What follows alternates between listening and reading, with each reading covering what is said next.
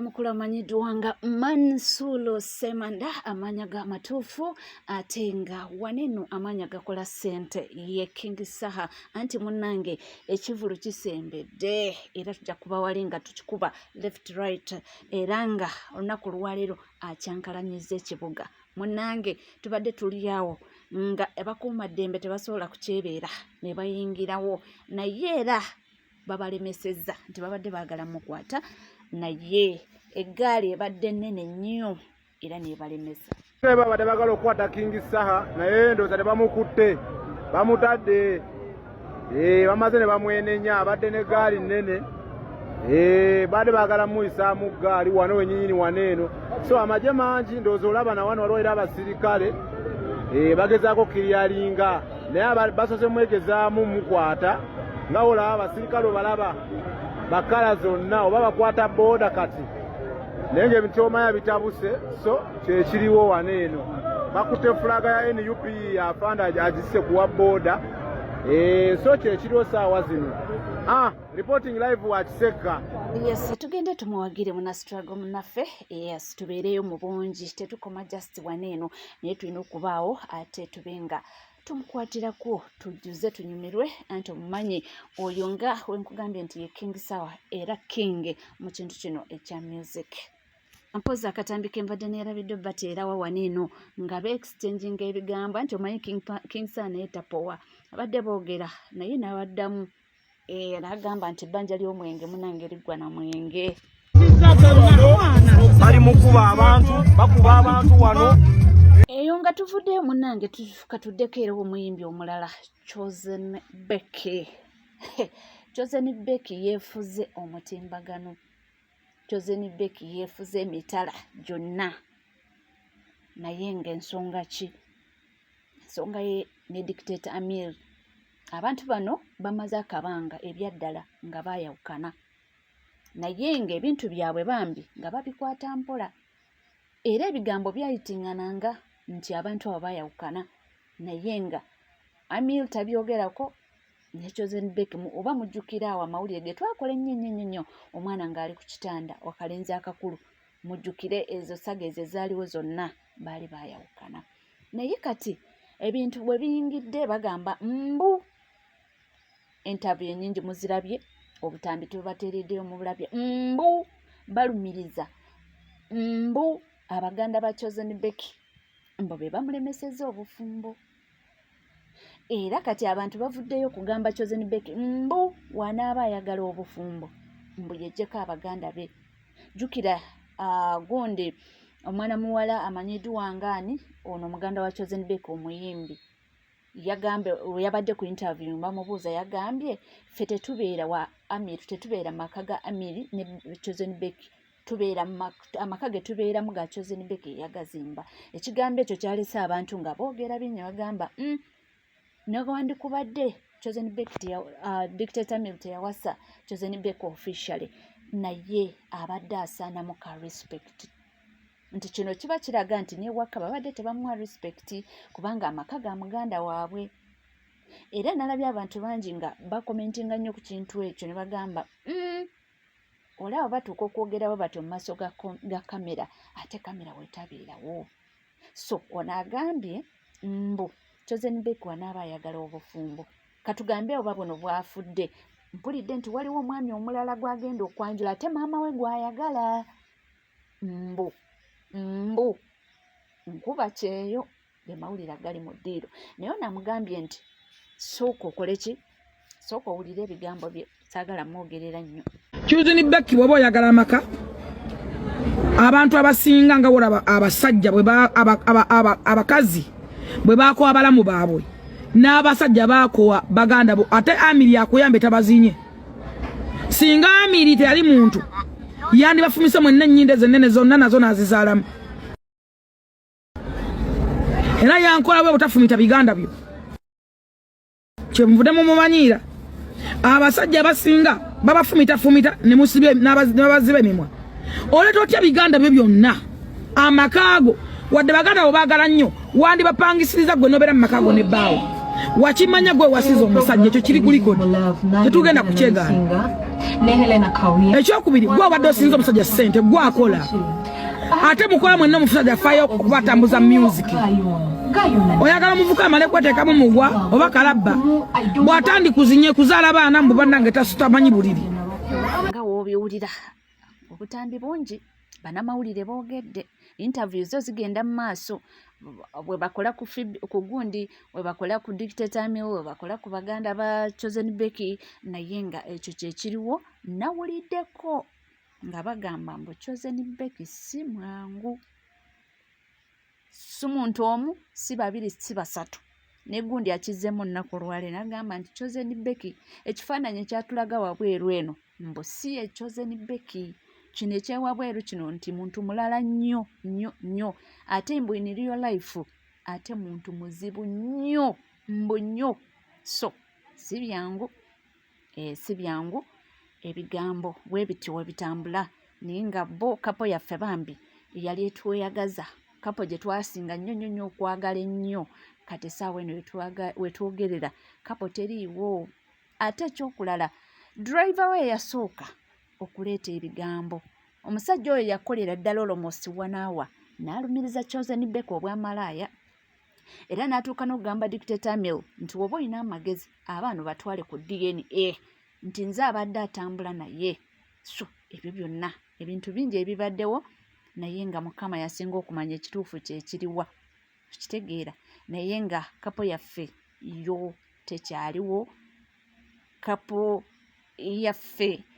tekyaliwo era kati buli omu ali bibye naye nga galiwo galaga mbu ye Chosen Becky saawa yonna waliwo omwami gwagenda okuba nga ayanjula era nga nkuba kyeyo kyeva walabye nti muganda we yatuuse n'okwogera mu maaso ga kamera nti Dictator Mill yali aleese abazadde bange yali abawadde kaki kyokka jjukira balina abaana 3 balamba era kyeyerabidde nti ayinza okugenda eyo gyagenda ew'omusigansimbe nebigaana era okukakana nga zeewa akomyewo mu baana be enewa Dictator Mill amwinamu abaana 2 ab'obulenzi n'omwana omu w'obuwala be baana 3 kakati genda okwesanga ate ebigambo byayogera essaawa eno nga bikyuse nga bali bazzeewo buto laavu yaabwe ng'ekomyewo era ng'akomyewo mu baana byebyo ebigenda mu maaso naye nga ffe bwe tuli kubanga tugabawa era kubanga tugabatuusaako nga tuvuddeko mu bayimbi n'abawaddeka ga kemisera gotwagategedde ani omulala gwe katuddeko kati mu byobufuzi tuddeko mu politics ate agatambula nti tuli kumpi nga tugenderera okuba nga ate tuyingira akalulu ka 2026 cards ate zirina okubeera cards anti mukimanyi kati bintu byakwetega cards zezigenda mu maaso munnange omukyala yagenze n'ayogera ebigambo omukyala n'asala omugambo ne beebuuza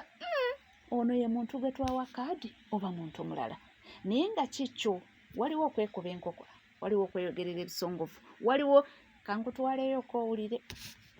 mu nuupu tewabaddeewo omuntu yeekakasa nzira nfuna kaadi oba sigikola ki sigifuna olw'ensonga paati terina constitution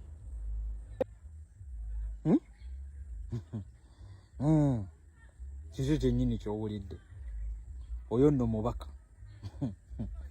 oyo mubaka wa palamenti ate nno nga yayingira palamenti ku kaadi ya NUP era memba wa NUP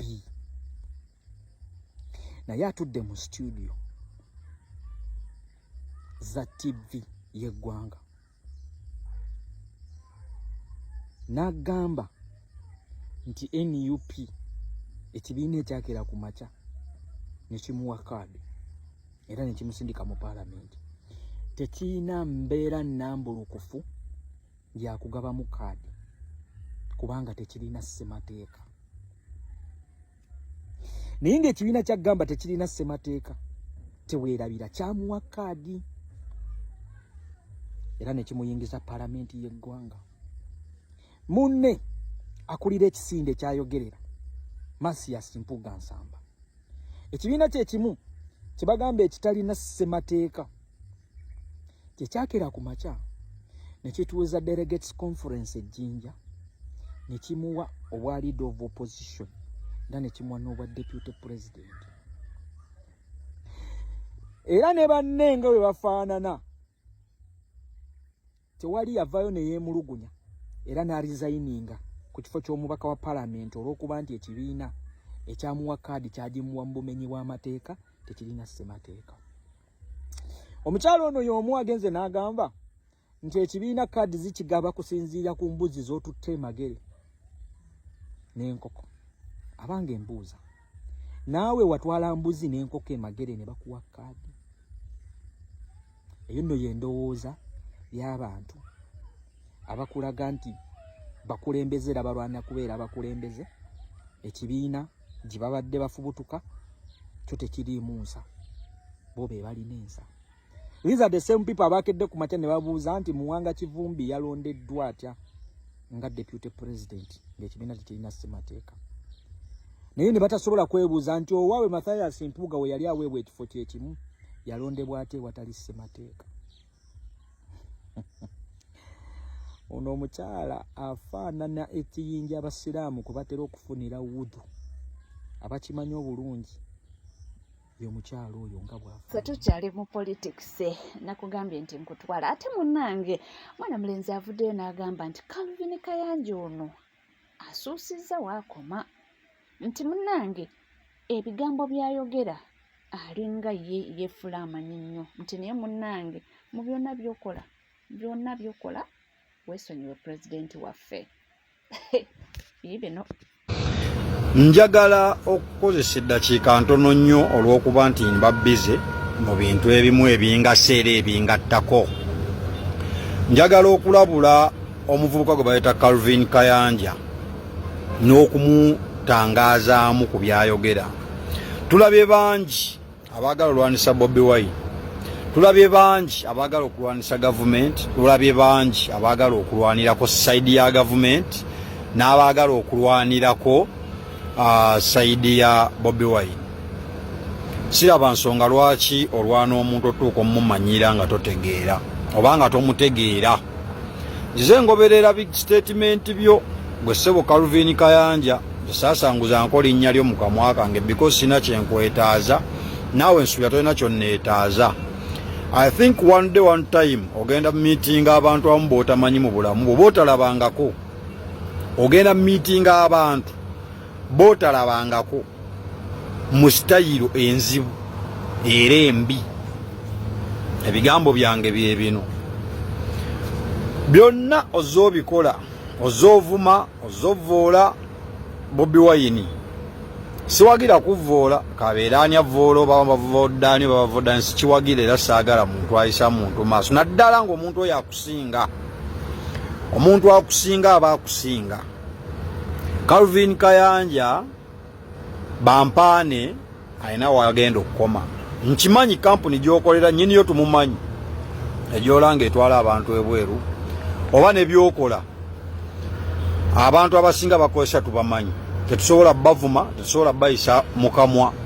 because bo bakuwa ssente lwa kafola ako k'obateekako oba k'obateerawo.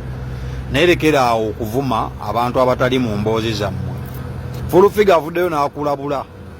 n'agamba Bobi Wine muvume ebyobufuzi byammwe mubimuvume